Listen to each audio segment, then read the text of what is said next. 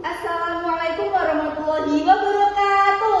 Waalaikumsalam warahmatullahi wabarakatuh. Teman-teman, kabarnya gimana nih? Alhamdulillah. Sehat? Alhamdulillah. Akhirnya kita bisa bertemu kembali pada kajian kita pada siang hari ini ya. Oke, sebelum itu kita pembukaan utama dulu ya. Alhamdulillahirrabbilalamin wa bihi nasta'in wa ala umuri dunya waddin. Wassalatu wassalamu ala asyrafil anbiya'i wal mursalin sayyidina wa maulana Muhammadin wa ala alihi wa sahbihi ajma'in amma ba'd. Hadirin hadirat yang dirahmati Allah Subhanahu wa taala. Pertama-tama, marilah kita panjatkan puji dan syukur kehadirat Allah Subhanahu wa taala yang telah memberikan nikmat iman, Islam serta kesehatan sehingga kita bisa berkumpul di kajian pada siang hari ini.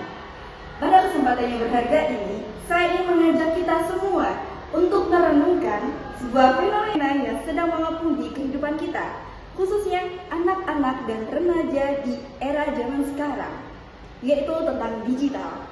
Kita hidup di zaman di mana teknologi berkembang secepat kilat.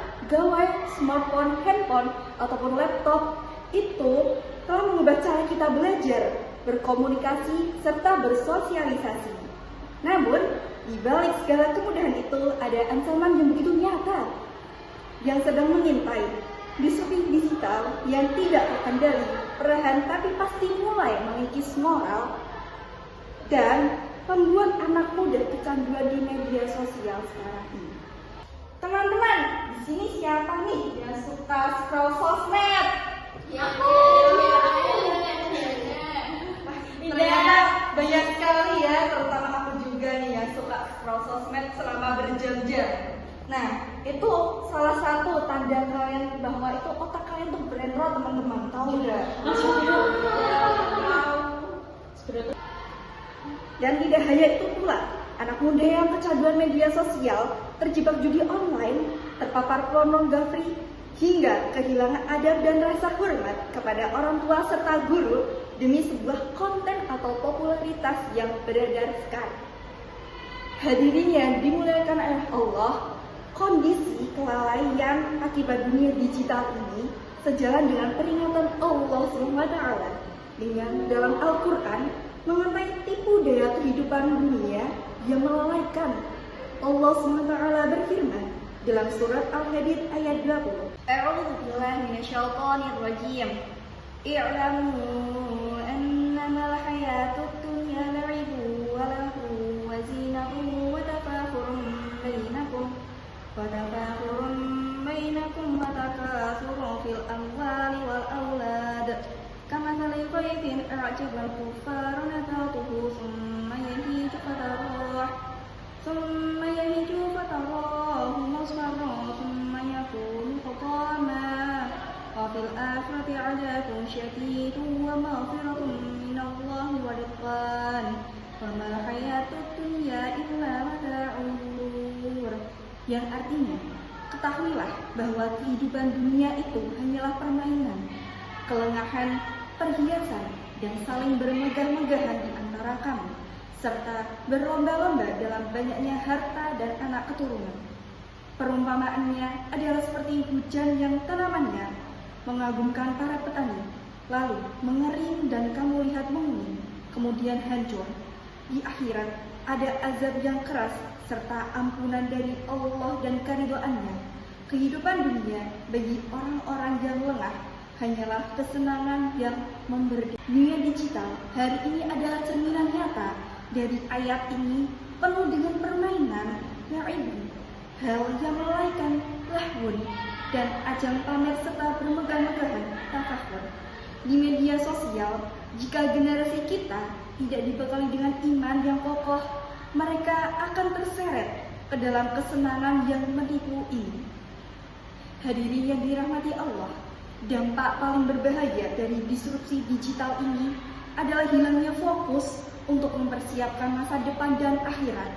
Waktu berjam-jam habis hanya untuk menggeser layar, scrolling sosmed terus-terusan, sementara Al-Quran ditinggalkan, sholat ditunda-tunda, dan waktu produktif terbuang dengan sia-sia.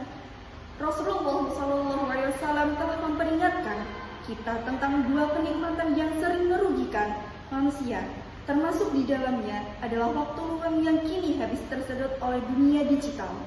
Beliau bersabda, ada dua kenikmatan yang banyak manusia tertipu. Di dalamnya yaitu nikmat sehat dan waktu yang cukup luang. Hadis riwayat Bukhari. Dalam hadis ini berarti rugi atau tertipu. Betapa banyak generasi sekarang yang merugi karena menggunakan waktu luangnya bukan untuk menuntut ilmu atau beribadah, melainkan untuk hal-hal yang merusak mental dan moral mereka di internet. Oleh karena itu, tanggung jawab berada di pundak kita semua, terutama para orang tua dan pendidik kita. Tidak bisa melarang teknologi sepenuhnya, karena itu sangatlah mustahil di era zaman sekarang. Namun, kita wajib mengarahkan dan mengawasinya. Kita harus menjadi benteng utama bagi anak-anak kita kelak. Setiap kita adalah pemimpin yang akan dimintai pertanggungjawaban atas apa yang kita pimpin, termasuk anak cucu kita. Rasulullah SAW menegaskan dalam hadis sahihnya, setiap kalian adalah pemimpin dan setiap kalian akan dimintai pertanggungjawaban atas yang dipimpinnya. Seseorang penguasa adalah pemimpin, seorang suami adalah pemimpin bagi keluarganya, dan seorang wanita adalah pemimpin bagi rumah tangga suaminya dan anak-anaknya. Maka setiap kalian adalah pemimpin dan akan dimintai pertanggungjawaban atas yang dipimpinnya. Sebagai penutup, mari kita jadikan momentum kajian ini untuk merapatkan barisan kita ketika di akhirat kelak. Mari kuatkan literasi digital yang berbasis akhlak karimah kepada generasi muda. Jadikan gawai dan internet yang ada di penggalan zaman sekarang ini sebagai sarana dakwah, sarana menuntut ilmu syar'i dan duniawi, bukan sebagai alat perusak diri.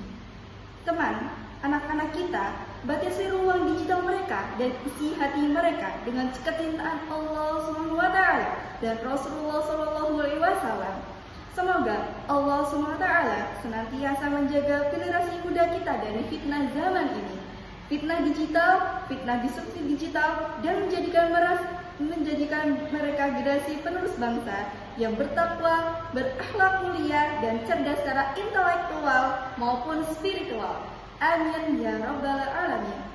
Sekian dari kajian kita siang hari ini. Mohon maaf apabila ada kesalahan. Wabillahi taufiq wal hidayah. Wassalamualaikum warahmatullahi wabarakatuh.